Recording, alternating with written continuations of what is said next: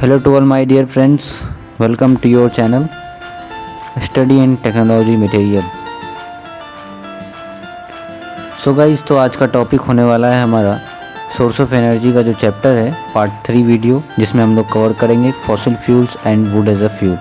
ये दो टॉपिक आज इस वीडियो में हम लोग कवर करने वाले हैं। चैप्टर 6 जिसका फुल एक्सप्लेनेशन होने वाला है class 8 topic. So guys, now let us start our topic of source of energy part 3 video। Source of energy fossil fuels full explanation. तो आज के इस वीडियो में हम लोग करने वाले हैं, जो कि रिमेनिंग पार्ट बच गया था। फॉसिल फ्यूल्स आज का टॉपिक होने वाला है हमारा, और साथ ही साथ वुड एज अ फ्यूल भी होगा। एक बार रिकॉल कर लिया जाए कि पिछले वीडियो में हम लोग ने क्या क्या डिस्कस कर लिया था। इंट्रोडक्शन पार्ट में बताया गया था कि आप किस चीज़ों को पढ़ना है, ठीक है, और classification source of energy and source of energy क्या होता है, ये सब पिछले वीडियो में बताया गया था। तो अब हम लोग करने वाले हैं फॉसिल फ्यूल्स। बिना देर किए हुए हम लोग स्टार्ट करते हैं। फॉसिल फ्यूल्स क्या होता है ये हम लोग समझेंगे अभी, और कुछ नोट दिए गए हैं, देखिए वो बहुत ही इंपॉर्टेंट है। और यूजेज ऑफ फॉसिल फ्यूल्स क्या होता है और डिसएडवांटेज ऑफ फॉसिल फ्यूल्स के पॉइंट्स लिखे गए हैं, वो हम लोग समझेंगे, ठीक है। तो बिना देर किए हुए हम लोग स्टार्ट करते हैं। What is fossil fuels? तो fossil fuels are found from the remains of plants animal which have remained buried deep under the surface of the earth over a period of millions of years. Fossil fuels क्या होता है? Plants and animals, ठीक है, plants and animal जो कि decompose हो जाते हैं बहुत दिनों तक, बोला जाए तो 1 ईयर या 2 ईयर, ठीक है। फॉसिल फ्यूल्स क्या होता है? प्लांट्स एंड एनिमल्स डिकम्पोज हो जाते हैं बहुत दिनों तक, ठीक है, बहुत सालों तक। वो किसी चीज़ में कन्वर्ट हो जाते हैं बहुत अंडर डीप, यहाँ पे लिखा गया है which have remain buried deep under the surface of the earth. Earth के बहुत ही अंदर सरफेस में, डीप सरफेस में, ठीक है, वो डिकम्पोज हो जाते हैं और बहुत सालों तक, बहुत बोला जाए तो बहुत सालों तक वो डिकम्पोज होते हैं और कोल में या पेट्रोलियम या अनदर सब्सटेंस में चेंज हो जाते हैं, ठीक है। ये था हमारा फॉसिल फ्यूल्स क्या होता है। अब हम लोग कुछ एग्जांपल्स समझेंगे और कई सारे points. Fossil fuels are found in 96% of the items you use each day. Fossil fuels कितने हैं हमारे? 96%, जो कि हम लोग प्रतिदिन इसका यूज करते हैं, ठीक है। One major use of this products as a fuel. अब हम लोग इस पॉइंट में समझेंगे कि बहुत सारे प्रोडक्ट्स होते हैं जो कि हम लोग रोज़ यूज़ करते हैं, जैसे में गैसोलीन। गैसोलीन को हम लोग पेट्रोलियम भी कहते हैं, पेट्रोल भी कहते हैं, ठीक है। गैसोलीन, हीटिंग ऑयल, ठीक है,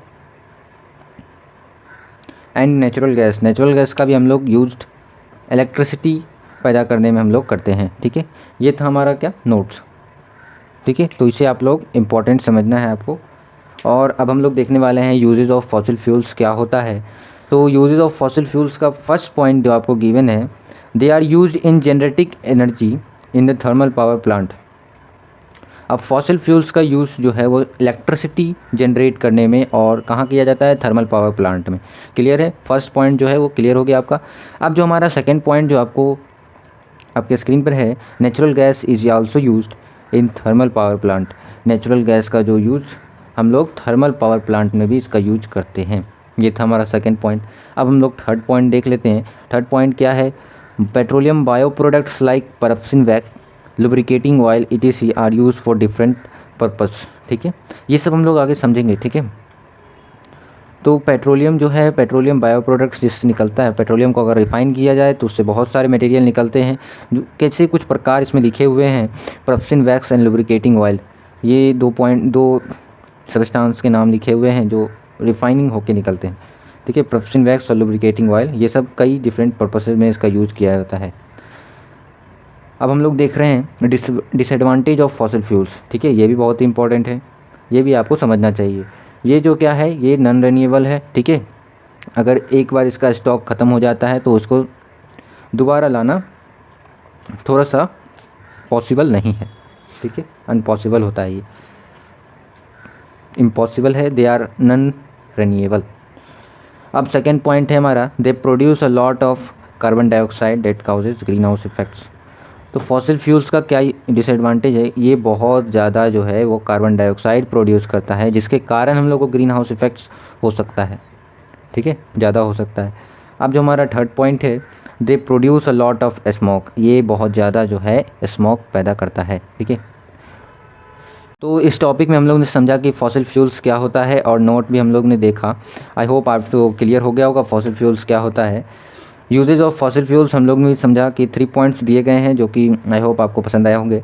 डिसएडवांटेज ऑफ फॉसिल फ्यूल्स, इसमें भी 3 पॉइंट्स दिए गए हैं, आई होप आपको पसंद आए होंगे, ठीक है। तो इसके आगे हम लोग पढ़ने वाले हैं वुड एज अ फ्यूल, हम लोग इसके आगे पढ़ने वाले हैं, ठीक है।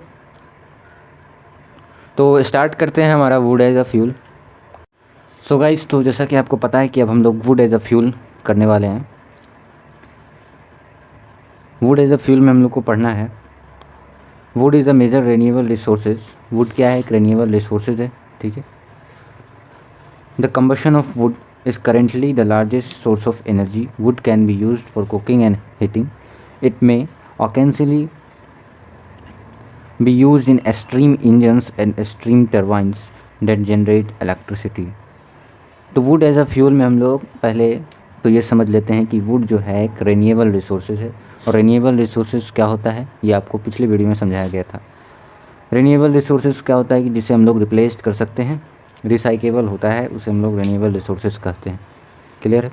The combustion of wood is currently the largest source of energy. अब ये जो वुड होते हैं इसे हम लोग जला भी सकते हैं, ठीक है, फायर कर सकते हैं, और इससे कई तरह के हम लोग यूजेस कर सकते हैं, जैसे में हीटिंग एंड कुकिंग। क्लियर है। It may occasionally be used in stream engine. अब इसका जो यूज्ड होता है वो कहाँ यूज होता है देख लेते हैं हम लोग। स्ट्रीम इंजन में इनका यूज़ किया जाता है और स्टीम टरबाइंस में इनका यूज़ किया जाता है, ठीक है। इंजन्स वगैरह में वुड का यूज़ किया जाता है, किस लिए, इलेक्ट्रिसिटी जनरेट करने के लिए, ठीक है। तो वुड को फ्यूल इसलिए कहा गया है कि वुड जो है बहुत ही मतलब बहुत ही कामों में इसका यूज़ किया जाता है। जैसे में आपको एग्जांपल सामने में है, steam engines and steam turbines. Clear. अब एक पॉइंट देख लेते हैं जो कि बहुत ही इंपॉर्टेंट है। Combustion of would produce heat which can be put a various variety of uses. However, it also produces gases like CO2 and CO, which are undesirable, irritating or dangerous.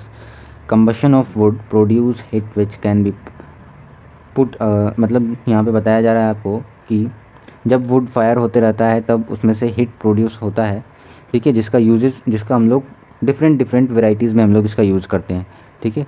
However it also produce other gases like carbon dioxide and carbon monoxide, ठीक है। तो आपको जैसा कि पता है कि carbon dioxide and carbon monoxide जो कि वुड प्रोड्यूस कर रहा है हिट, ठीक है, किसी कारण से फायर हो, वुड जब फायर हो रहा है तो उससे CO2 एंड CO, ये दोनों गैसेज जो है वो प्रोड्यूस हो रहे हैं, जिससे हम लोग को क्या होगा, अनडिस्क्राइबल एंड इरिटेटिंग और डेंजरस, ठीक है, हमारे इन्वायरमेंट पर प्रभाव पड़ सकता है और ये हमारे लिए ख़तरा बन सकता है, ठीक है। तो आज के वीडियो में बस इतना ही, वुड एज अ फ्यूल तक। जैसा कि आप सभी को पता था कि आज 2 ही टॉपिक कवर होने वाला है इस वीडियो में, fossil fuels and wood as a fuel. I hope आपको दोनों चीज़ बहुत ही आसानी से समझ में आ गई होगी, ठीक है। अगर नहीं आया तो आप कमेंट में कीजिए जो आपका डाउट्स है, ठीक है। किसी भी तरह का आपका डाउट्स है तो आप कमेंट में लिखिए, कमेंट खाली है आपके लिए।